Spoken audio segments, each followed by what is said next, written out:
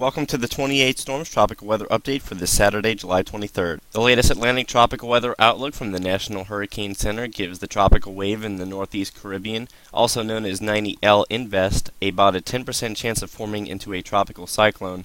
The Hurricane Center has been kind of waffling back and forth. This was initially given a 20% chance yesterday afternoon, that was upgraded to 30% last night. And now the system has become a bit more disorganized once again, so they've lowered their percentages down to 10%. And also, there's really not that much in the Eastern Pacific. We still have a very weak now Tropical Storm Dora, but it's going to quickly fall apart over the next 24 hours and really not directly harm anyone.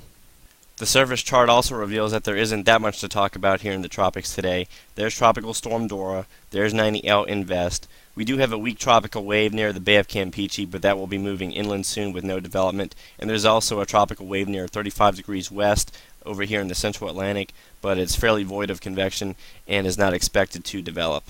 So if we turn our focus back to 90L Invest, we see that the big difference compared to yesterday is that although convection remains disorganized, it's even more disorganized and elongated from east to west now. The big question mark yesterday was, with the favorable upper level ridge that's been over the wave for the last 2 to 3 days, would that also continue to move west along with it? And it has made it into the eastern Caribbean, but we still see that the upper level westerly winds over much of the greater Antilles is still there.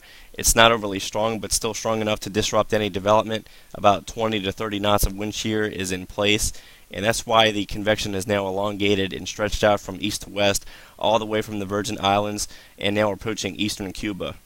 The latest SIMS wind shear analysis does confirm that the upper level ridge has made it into the far eastern Caribbean, as noted by these light wind shear colors here. But if we look off toward Hispaniola, we still see wind shear values in excess of 20 to 30 knots out ahead of this mid to upper level trough that's draped across much of Cuba. And the latest forecast model guidance does not really move this system out the way all that fast, so the wind shear will more than likely remain in place. And therefore, that's the reason why none of the models are currently developing 90L Invest into anything significant today. But as always, we'll still continue to keep a close watch on it. And if we go back to the latest visible really quickly, we can see that there's no definitive signs of a low-level surface circulation forming.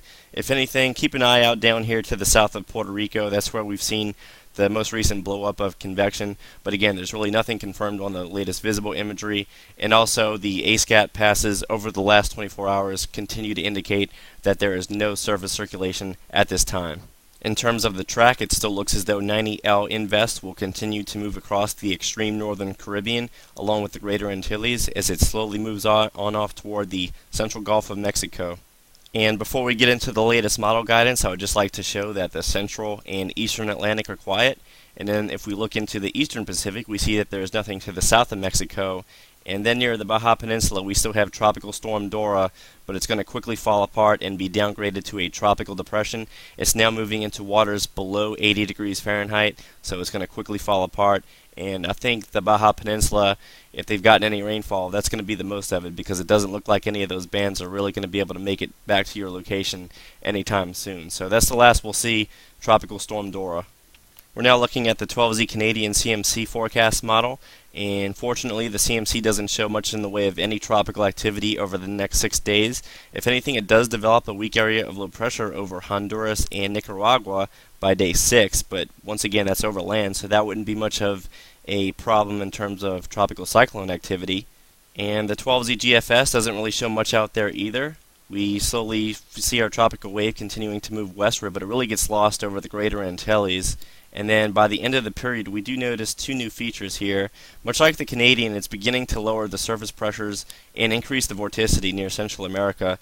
And then by day 7, it's also taking a stronger wave off the African coast, and by day 7, it's located just to the west of the Cape Verde Islands, but at a fairly high latitude.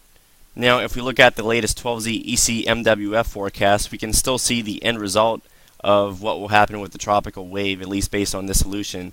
The tropical wave is now over the Lesser Antilles at the 0 hour of this forecast model, but then by day 1, day 2, and day 3, we see that the vorticity max has made it toward the northwest end of Cuba, along with the Florida Keys. By day 4 and day 5, we see that the tropical wave is now in the central Gulf of Mexico. It could also benefit in adding some extra rainfall here to the central Gulf Coast. By day 6, we now see that the tropical wave is aiming toward the Texas coastline. Very weak in nature. If anything, it would simply upgrade or enhance your rainfall chances just a little bit. As of right now, the model is not showing anything resembling tropical development at all.